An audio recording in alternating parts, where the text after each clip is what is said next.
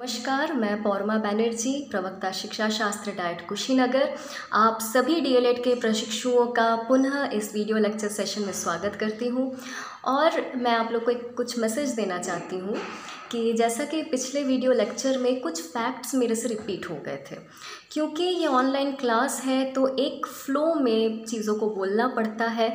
तो पीछे मैंने जो बोला उसको हो सकता है आगे मैं और रिपीट कर दूँ, तो इसके लिए आप लोग का कोऑपरेशन चाहिए, क्योंकि पहला अनुभव है ऑनलाइन क्लास लेने का। मैं भी इस चीज़ को सीख रही हूँ और किस तरीके का रिसोर्सेस लेना है वगैरह मैं देख रही हूँ, ताकि आप लोगों का क्लास और बेहतर तरीके से हो सके। मैं जो वाइट बोर्ड है और माइक इन सब का अरेंजमेंट करने में लगी हुई हूँ, ताकि आने वाले वीडियोज़ और अच्छा दे सकूँ और अच्छा क्लास ले सकूँ। तो इसीलिए अभी तो रिसोर्सेज की कमी है, तो थोड़ा हो सकता है कि इधर उधर हो जा रहा है वीडियो, तो और बेहतर ढंग से प्रस्तुति करने की मैं कोशिश लगातार की जा रही हूँ। तो इस जर्नी में आप लोग प्लीज़ मुझे कोऑपरेट कीजिएगा। तो इसीलिए मुझे थोड़ा मैसेज देना था आप लोगों को कि अभी जो भी है उससे और भी बेहतर आगे होने वाला है। तो हम लोग पढ़ रहे थे प्रारंभिक शिक्षा के नवीन प्रयास। उसमें मैंने जो महत्वपूर्ण अनुच्छेद है हमारे संविधान में शिक्षा को लेकर के, और सेकंड टॉपिक था बाल अधिकार, तीसरा टॉपिक था जो राइट टू एजुकेशन एक्ट 2009, वह मैंने कंप्लीट करा दिया था। अभी हम लोग आगे जो समितियां थी, महत्वपूर्ण जो कमिटीज़ गठित हुए थे शिक्षा को लेकर के स्वतंत्रता के पहले, और स्वतंत्रता के पहले किस तरीके की शिक्षा की व्यवस्था थी, वैदिक काल में कैसा था, बौद्ध काल में कैसा था, मध्यकालीन भारत में कैसा था, ब्रिटिश युग में किस तरीके का था, तो उसके बारे में थोड़ा सा हम लोग आज विस्तार से चर्चा करेंगे। तो शुरू करते हैं आज का क्लास। तो देखिए, शुरुआत में वैदिक काल में गुरुकुल में शिक्षा देने की प्रथा थी। जो बच्चे थे वो गुरुकुल में जाते थे, गुरु के आश्रम में जाते थे और वहाँ से शिक्षा दीक्षा ग्रहण करते थे। बौद्ध काल में बौद्ध मठों की परंपरा चली कि बौद्ध मठ में जाके जो विद्यार्थी थे वहाँ पे शिक्षा ग्रहण करते थे, और 3 बहुत ही महत्वपूर्ण महाविद्यालय स्थापित किए गए थे। प्राचीन काल में 3 बहुत इम्पॉर्टेंट यूनिवर्सिटीज़ थे। पहला है तक्षशिला, दूसरा है नालंदा और तीसरा है विक्रमशिला। तो तक्षशिला के बारे में थोड़ा जान लेते हैं। तक्षशिला जो था वह आज के पंजाब प्रांत में है, पाकिस्तान के पंजाब प्रांत में स्थित है, और वह जो उसका विकास है एक तरीके से चंद्रगुप्त मौर्य ने किया था, और उनके जो आचार्य हैं चाणक्य, वहाँ पे वह शिक्षक के रूप में थे। तो तक्षशिला बहुत ही महत्वपूर्ण शिक्षा का केंद्र था जो आज पाकिस्तान में स्थित है, और वह पाकिस्तान का बहुत ही महत्वपूर्ण पर्यटन स्थल भी है। जैसे हमारे यहाँ पे ताजमहल है, वैसे ही तक्षशिला पाकिस्तान में बहुत इम्पॉर्टेंट टूरिस्ट डेस्टिनेशन है। दूसरा है नालंदा। नालंदा आज के बिहार में है। तो वहाँ नालंदा को एक तरीके से गुप्त वंश के राजाओं ने बनाया था, और उसमें भी माना जाता है कि कुमारगुप्त ने नालंदा विश्वविद्यालय बनाया था, और नालंदा को पूरी तरीके से ख़त्म कर दिया था मोहम्मद गौरी के जो गुलाम है बख्तियार खिलजी, उन्होंने पूरी तरीके से नालंदा को नष्ट कर दिया था। फिर उसके बाद में वह भी एक बहुत ही इम्पॉर्टेंट शिक्षा का केंद्र था। विक्रमशिला जो यूनिवर्सिटी है वह भी आज के बिहार में ही है, और उसको पाल वंश के राजा धर्मपाल ने उसको स्थापित किया था। तो इस तरीके से हमारे जो प्राचीन जो विश्वविद्यालय हैं वो थे, मेनली ये 3 ही इम्पॉर्टेंट विश्वविद्यालय थे। और फिर उसके बाद में मुस्लिम काल में, मुस्लिम जो हमारा मध्यकालीन जो भारत था, आप जानते हैं कि दिल्ली सल्तनत, फिर उसके बाद में मुग़ल काल आया, तो मुस्लिम साम्राज्य की स्थापना हुई, और उसी समय मकतब और मदरसा के द्वारा शिक्षा दी जाती थी। फिर हम लोग आए ब्रिटिश काल में। तो ब्रिटिश काल में क्या हुआ कि पहले जो अंग्रेज़ थे वो बहुत ज़्यादा रुचि नहीं दिखाते थे हमारे शिक्षा को लेकर के, बहुत ज़्यादा उनको इंटरेस्ट नहीं था। पर जब वह साम्राज्य अपना स्थापित करने लगे तब उन लोगों को एहसास हुआ कि अगर हम लोग को यहाँ पे साम्राज्य स्थापित करना है तो हम लोग को हैंड्स की ज़रूरत है, हमें लोगों की ज़रूरत है।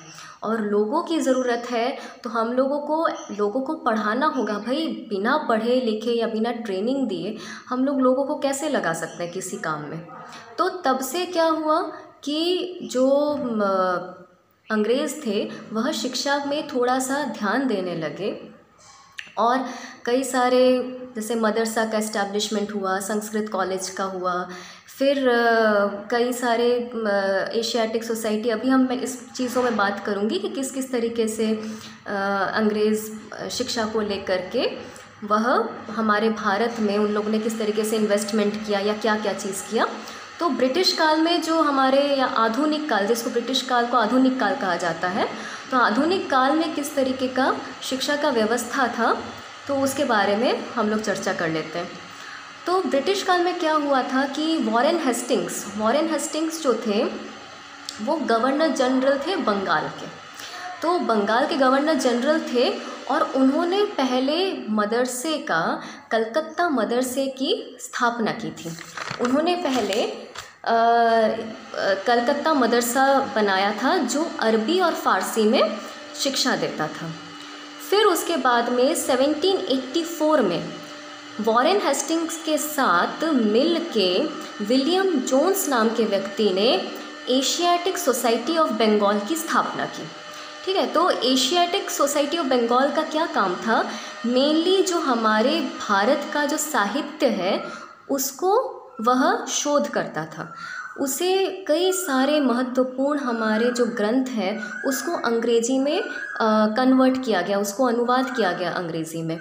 क्यों किया गया? देखिए, कहीं पर भी अगर राज्य चलाना है, किसी भी देश में अगर राज्यत्व करना है तो वहाँ की संस्कृति, वहाँ के लोगों के बारे में वो किस तरीके की सोच रखते हैं, उनका हमारे ग्रंथों से ही हमारी संस्कृति का पता चलता है।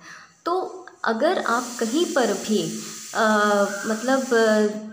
ये करना चाहते हैं कि आपसे हमें बहुत ही लगाव है और आप किसी भी आदमी से अगर या कहीं पर भी आप एस्टैब्लिश होना चाहते हैं तो सबसे पहले वहाँ का भाषा, वहाँ का कल्चर हम लोग को लेना पड़ता है।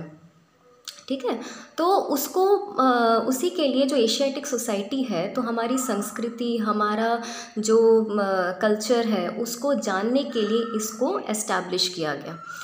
तो उसमें क्या हुआ, जो बहुत महान शिक्षाविद उससे जुड़ गए थे और कई इम्पॉर्टेंट जो हमारे ग्रंथ हैं उसका कन्वर्शन हुआ अंग्रेज़ी में उन्होंने किया था। जैसे कि विल्किंस नामक एक अंग्रेज़ थे, उन्होंने श्रीमद् भगवद गीता को अंग्रेज़ी में कन्वर्ट किया था। फिर विलियम जोन्स ने भी जो अभिज्ञान शाकुंतलम, कालिदास का जो बहुत ही महत्वपूर्ण ग्रंथ है। अब आप लोगों से मुझे ये पूछना है कि जैसे अकबर के 9 नवरत्न थे, वैसे ही एक राजा के नवरत्न हुआ करते थे और उसी नवरत्न में से एक रत्न थे कालिदास। तो वो राजा कौन थे? चलिए आगे बढ़ते हैं। तो कालिदास जी का जो मेन ग्रंथ है, जो नॉवल है, वह है अभिज्ञान शाकुंतलम। उसको 1789 में विलियम जोन्स ने ही, जिन्होंने एस्टैब्लिश किया है एशियाटिक सोसाइटी ऑफ बंगाल को, उन्होंने अंग्रेजी में कन्वर्ट किया। उसी के साथ साथ गीत गोविंद जो है, जयदेव का गीत गोविंद जो है, उसको भी इन्होंने, विलियम जोन्स ने ही अंग्रेजी में कन्वर्ट किया था। तो इसी तरीके से जो हमारे ग्रंथ थे उसको वो कन्वर्ट करते थे ताकि वो समझ सके, अंग्रेज़ी भाषा में समझ सकेंगे तो अंग्रेज़ों के पास पहुंच सकेगा और बहुत सारे अंग्रेज़ हमारे कल्चर के बारे में जानेंगे। तो यही उसका पर्पस था, जो एशियाटिक सोसाइटी ऑफ बंगाल का। फिर उसके बाद में आपने बनारस का संपूर्णानंद संस्कृत विश्वविद्यालय के बारे में सुना होगा। तो पहला जो बनारस में 1791 में संस्कृत कॉलेज की स्थापना जोनाथन डंकन के प्रयासों से हुआ। किनके प्रयासों से? जोनाथन डंकन के प्रयासों से संस्कृत कॉलेज बनारस में खोला गया। मदरसा कब खोला गया था? जब गवर्नर जनरल हेस्टिंग्स के टाइम में ही 1781 में ही खोला गया था, और 1791 में संस्कृत कॉलेज खोला गया। और किसके प्रयास से? जोनाथन डंकन के प्रयास से। फिर उसके बाद में 1800 में लॉर्ड वेलेस्ली ने अंग्रेज़ों के जो असैनिक अधिकारी थे उनके प्रशिक्षण के लिए, उनके शिक्षा के लिए फोर्ट विलियम कॉलेज की स्थापना की। फोर्ट विलियम कॉलेज में जो असैनिक अधिकारी थे उनका प्रशिक्षण होता था। और आपको मैं ये बता दूं कि जो आज हम लोग अंग्रेज़ी, जो हम लोग का होता है ना, अंग्रेज़ी का जो एक तरीके से हम लोग अंग्रेज़ तो थे नहीं, हम लोग के ऊपर थोपा गया, ये भाषा जो है हम लोग के ऊपर थोपा गया है। तो जो अंग्रेज़ी शिक्षा का जो प्रारंभ है, हम लोग ये जानते हैं कि मैकले ने किया था। पर इससे पहले जो थे ग्रांट करके एक अंग्रेज़ थे, ठीक है, मैं बता रही हूँ चार्ल्स ग्रांट, ठीक है। तो चार्ल्स ग्रांट करके एक अंग्रेज़ थे जिन्होंने सबसे पहले कहा था कि अंग्रेज़ी माध्यम में शिक्षा होनी चाहिए भारत में। उसके बाद मैकले आए। मैकले का जो है, बाद में आप लोग देखेंगे कि 1813 का चार्टर आया, फिर उसमें विवाद हुआ कि हमारे भाषा में, हमारे लोकल भाषा में होना चाहिए शिक्षा या अंग्रेज़ी भाषा में होना चाहिए। ये सारी चीज़ें जो हैं वो बाद में आई। पर पहले जो थे चार्ल्स ग्रांट ने कोशिश किया था कि जो शिक्षा का जो मतलब देने का जो कम्युनिकेशन का जो भाषा है, शिक्षा अंग्रेज़ी भाषा में भारत में दिया जाए। फिर उसके बाद में 1800 में फोर्ट विलियम कॉलेज की स्थापना हुई। उसके बाद में 1813 का चार्टर आया। 1813 का चार्टर आया जिसमें जो चार्टर बनता था वो 20-20 साल में रिन्यू होता था। अंग्रेज़ों का जो चार्टर है वो आप लोग इतिहास में पढ़े होंगे कि 20 साल में रिन्यू होता था। तो वो भी पार्लियामेंट में गया और उसी चार्टर से जो है प्राच्यवादियों और पाश्चात्यवादियों में एक तरीके से विवाद उत्पन्न हुआ। प्राच्यवादी ये चाहते थे कि भारत का जो संस्कृति हो, उसका जो उसको हम लोग को कंजर्व करना है, और उनका जो माध्यम है, जो शिक्षा का माध्यम है, वह स्थानीय भाषा होनी चाहिए। पर जो पाश्चात्यवादी हैं वो ये कहते थे कि अंग्रेज़ी होना चाहिए। तो इस चीज़ को हम लोग आगे के कक्षा में लेंगे। 1813 का चार्टर, फिर उसके बाद में प्राच्यवादी और पाश्चात्यवादियों में जो विवाद हुआ, फिर जो मैकले आए और मैकले का मिनट जो है, वो सारा चीज़ हम आगे के क्लासेस में डिस्कशन करेंगे। फ़िलहाल इतना ही। Thank you.